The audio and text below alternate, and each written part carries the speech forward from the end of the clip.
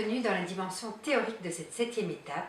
Nous allons aujourd'hui parler du rôle des hormones et de la façon d'optimiser leurs effets. L'équilibre des hormones est primordial pour la santé. Un bon fonctionnement hormonal permet de bien vieillir, de conserver un poids d'équilibre, de brûler du gras, prendre du muscle, jouir d'une belle peau et de cheveux brillants. Les hormones qui contribuent à la restauration des cellules diminuent avec l'âge et surtout en raison d'une alimentation mal adaptée. Pour comprendre le fonctionnement hormonal, commençons par définir ce qu'est une hormone. L'hormone est une molécule sécrétée par une glande. Elle passe dans le sang pour atteindre l'organe cible et se fixer aux récepteurs qui sont situés sur la cellule afin de leur donner l'ordre d'entrer en action. C'est une sorte de messager biologique qui agit avec une grande précision et à une vitesse impressionnante. Le fonctionnement et l'équilibre des hormones dépendent en grande partie de l'alimentation et par ailleurs, les interactions entre les différentes hormones sont très complexes. Il existe de très nombreuses hormones et parmi elles, certaines ont des actions particulièrement marquées sur le poids et la santé. Il s'agit du cortisol, des hormones de la thyroïde, de la testostérone, de l'oestrogène, de l'hormone de croissance et de la leptine et de l'insuline que nous avons déjà eu l'occasion d'évoquer. Pour rappel, l'insuline est l'hormone responsable du stockage des graisses et c'est aussi elle qui empêche d'utiliser les graisses déjà stockées. Le niveau d'insuline dépend de la glycémie. On obtient des niveaux bas et stables d'insuline en diminuant les glucides. L'alimentation céto-LCHF favorise un niveau bas d'insuline. La leptine, rappelons-nous, est cette hormone qui aide à réguler le poids et l'apport énergétique en influençant la sensation de satiété. Elle est sécrétée directement par nos cellules adipeuses. Si l'apport énergétique est suffisant, le signal de satiété est envoyé au cerveau pour que nous arrêtions de manger. Cette fonction peut se dégrader lorsque se développe une résistance à la leptine. Nous avions vu ce problème de résistance lors de l'étape 6.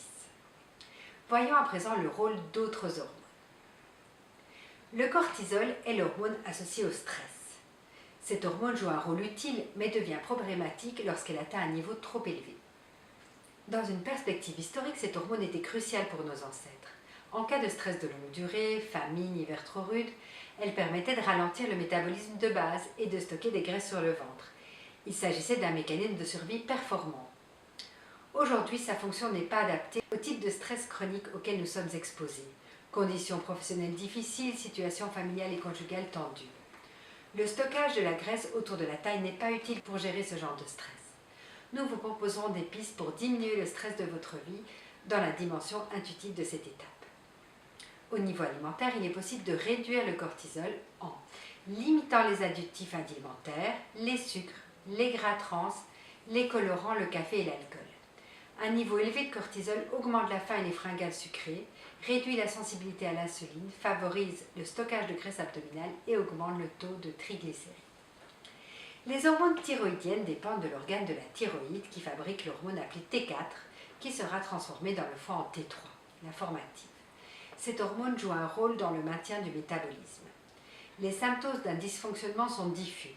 Fatigue, perte de cheveux, dépression, frilosité. La transformation des hormones T4 en T3 peut être compromise, notamment si le foie a développé une résistance à la leptine.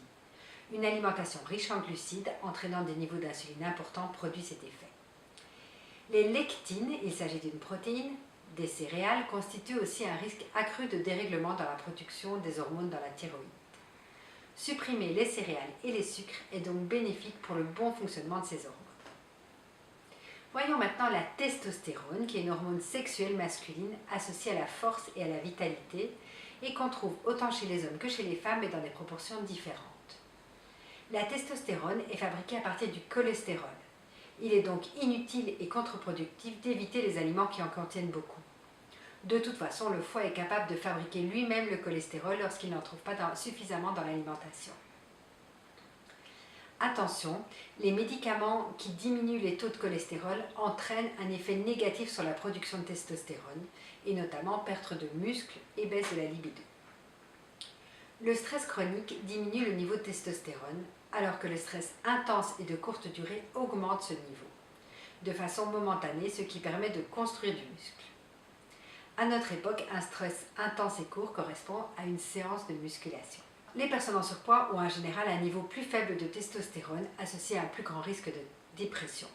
le niveau de testostérone est plus élevé quand le niveau d'insuline est bas et stable. Pour favoriser un bon niveau de testostérone par l'alimentation, il convient de privilégier les aliments riches en lipides. L'œstrogène est une hormone sexuelle féminine qu'on trouve chez les hommes et chez les femmes, mais à des proportions différentes. Cette hormone diminue à la ménopause chez les femmes. Un niveau suffisant est bénéfique pour la santé des os.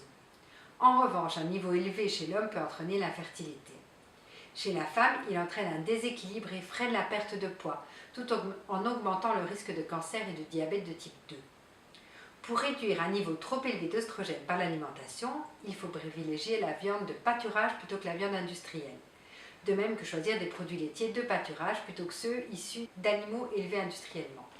Favoriser les produits de la mer, les crustacés et les légumes bio est bénéfique, de même que supprimer ou diminuer l'alcool.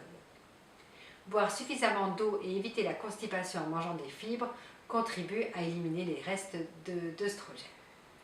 L'hormone de croissance maintenant est celle qui remplit des fonctions très importantes. Elle construit et répare les tissus, libère la graisse des réserves corporelles pour l'utiliser comme énergie, construire les muscles et renforcer le squelette et le système immunitaire. Cette hormone est la reine des hormones en ce qui concerne l'apparence physique et la façon dont on vieillit. On l'appelle l'hormone de la jeunesse. L'hormone de croissance n'est bénéfique que lorsqu'elle est produite par notre corps. Il faut éviter l'hormone de croissance synthétique qui entraîne des effets délétères pour la santé. Inflammation, allergie et risque accru de cancer du sein. L'hormone de croissance synthétique se trouve dans le lait de vache d'élevage industriel. La réglementation de l'usage de ces hormones de croissance synthétiques dans les élevages varie selon les pays. Par mesure de précaution, autant toujours choisir la viande et les produits laitiers issus de petits élevages sur pâturage. L'hormone de croissance naturelle produite par le corps, qui est donc très bénéfique, est sécrétée la nuit, entre minuit et 5 heures du matin. L'alcool et l'insuline l'influencent de façon négative. Les symptômes d'un manque d'hormones de croissance sont prise de poids, perte de muscles, joues creuses, rides, fatigue, manque d'énergie. Il est possible d'augmenter la quantité d'hormones de croissance naturelles produites par le corps en pratiquant du sport, de préférence de la musculation, en adoptant une alimentation pauvre en glucides, en évitant de manger 3 heures avant de se coucher, en dormant au moins 7 à 8 heures chaque nuit. L'alimentation CETO-LCHF aide à optimiser le fonctionnement de la plupart des hormones que nous venons de citer. Je vous remercie pour votre écoute et vous donne rendez-vous pour la dimension émotionnelle de cette 7e étape.